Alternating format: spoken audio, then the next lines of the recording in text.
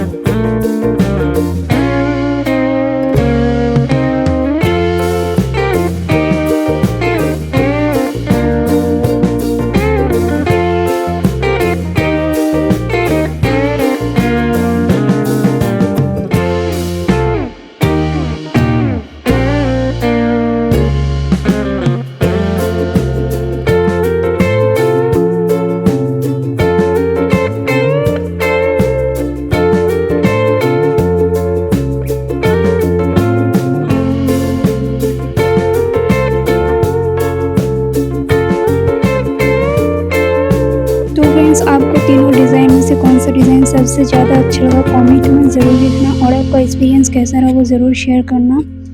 वीडियो पसंद आए तो वीडियो को लाइक करना। अल्लाह हाफिज़।